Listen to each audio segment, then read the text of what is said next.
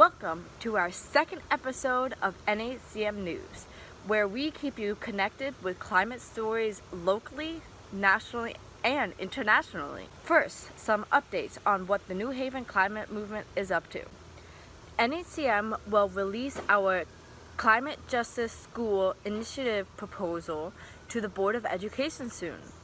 The Climate Justice School proposal supports school efforts in incorporating climate change and climate justice education, climate-focused community service hours, project-based learning, a climate week in April, and meatless Mondays in their programming. To check out our proposal and for more information on climate education, go to our Instagram at New Haven Climate Movement or visit our website newhavenclimatemovement.org under the Initiatives tab. Our Electric Future Committee has also been very hard at work. They held an Instagram Live on July 3rd where viewers learned about electrification and future plans our committee has for pushing New Haven to electrify all buildings and transportation. If you missed it, don't worry. The recording is on our Instagram, along with the Electrify New Haven petition you can access through our link tree on our bio. And if you have further questions or just questions in general, email us through newhavenclimatemovement.org. Sunrise New Haven put together a letter of support for the local Black Lives Matter movement, defunding the police demands, and a call to action for all other climate groups and allies.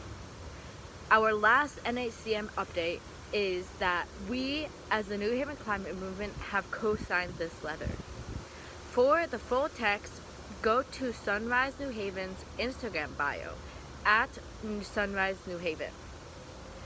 One quick reminder that we are not only fighting for humanity's future, we are fighting for the future of all animals. Now, stay tuned till the end to learn about how to get involved, and I will pass it off to Kiana. Hi everyone, it's Kiana, and now we're going to be talking about everyone's favorite topics, policy and politics. Currently in Congress, the House Majority Party is the Democrats, while in the Senate, it's the Republicans. In a recent release, Democrats established a powerful climate mitigation strategy that could be enacted if they gain control of Congress next year. This strategy is a whopping 538 pages that include progressive tasks, such as a proposal for no new greenhouse gas-emitting cars by 2035, and even eliminating all of America's emissions by 2050. The long-term strategy also emphasizes the intersection between the climate crisis and racial injustice, and rightfully so. The proposal is introduced by citing George Floyd's death and then establishing that marginalized communities of color have an increased risk of facing the detrimental effects of climate change. This proposal is arguably the most progressive climate-related report since Alexandria Ocasio-Cortez of New York introduced the Green New Deal. However, these ideas are not likely to move forward in the current political climate, especially when you have politicians like Donald Trump arguing that climate change is a hoax. Everyone needs to educate themselves and reach out to their representatives to support a green, climate-friendly today and tomorrow. If you are eligible to vote, please keep up with the upcoming elections and help make a difference in our government. As Margaret Mead once said, all social change comes from the passion of individuals. And as passionate individuals, we need to ensure that our change is made through each and every layer of our government. Hi, I'm Julia, and I'm going to be talking about some national climate news. As climate change continues, the temperature increases, natural disasters become more common, and the sea level rises, we know that many communities will be threatened by flooding. Flooding is already the most expensive natural disaster in the United States, costing over $1 trillion since 1980. FEMA, the Federal Emergency Management Agency, is a government agency that assesses flood risk all across the country. However, there have been many concerns that these FEMA maps underestimate flood risk, as many are outdated or don't take into enough factors. A new study by a group of scientists and analysts working with the First Street Foundation found that millions more properties are at risk than originally disclosed in FEMA's most recent calculations. According to their analysis, around 14.6 million properties, compared to FEMA's estimated 8.7 million properties, may be located in areas with significant risk to flooding. The First Street Foundation accounted for intense rainfall, which will be exacerbated as the climate continues to warm. something that FEMA did not consider.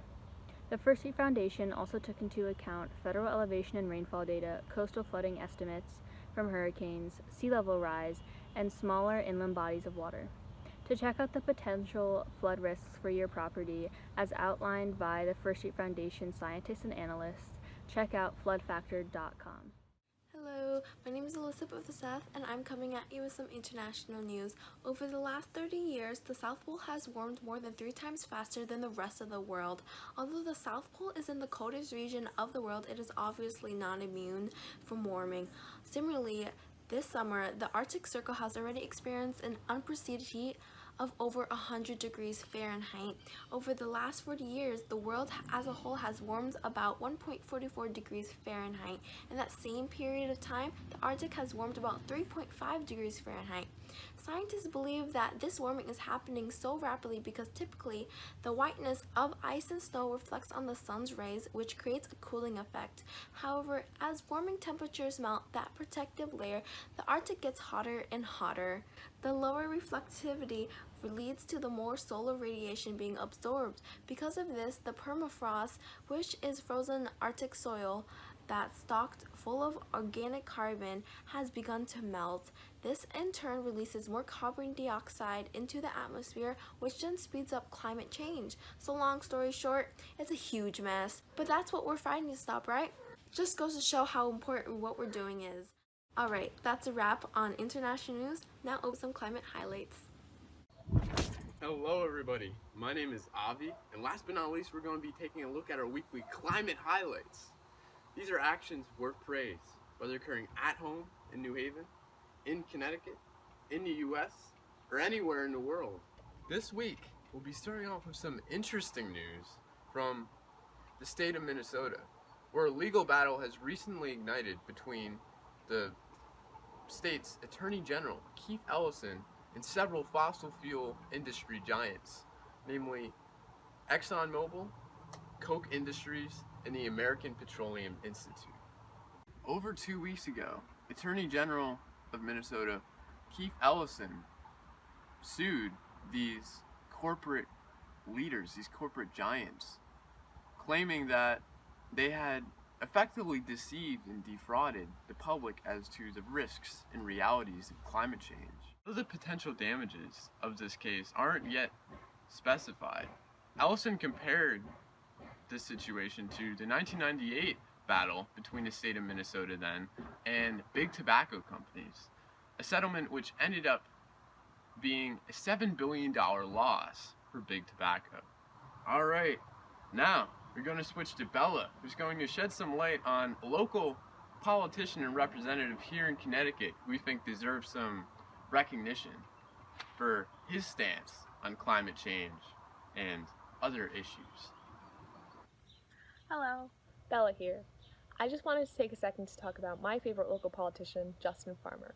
If you didn't already know, Justin is running for state senate, the primaries for which are on August 11th, so get out there and vote if you can. Justin has recently released his Black Liberation Agenda, which includes passing a Green New Deal which prioritizes racial, economic, and environmental justice. Justin has championed climate justice for a long time, highlighting a Green New Deal for Connecticut and transportation for all on his main issues. To read more about his Black Liberation Agenda as well as his other goals, check out his Instagram @JustinForCT and website justinforct.com. Now, over to Adrian with some more climate highlights. Thanks, Bella. I want to quickly direct your attention to the link in our Instagram bio. The fight for racial justice is nowhere near over, and in our link tree, you can find anti-racism resources such as links to donate to as well as educate yourself. Also linked there are our Electrify New Haven, Climate Education in New Haven Public Schools, and Yale Fair Share Coalition petitions. So please sign and share them when you have a minute. Additionally, on our Instagram page, you can find our environmental justice highlight as well as our BLM story highlight. Please check those out for even more educational posts to read up on, especially about climate change's connection to racial justice. Also, now that school's out, you may find yourself with some more time on your hands. As always, New Haven Climate Movement is looking for new youth to get involved, so please send us a message if you are interested.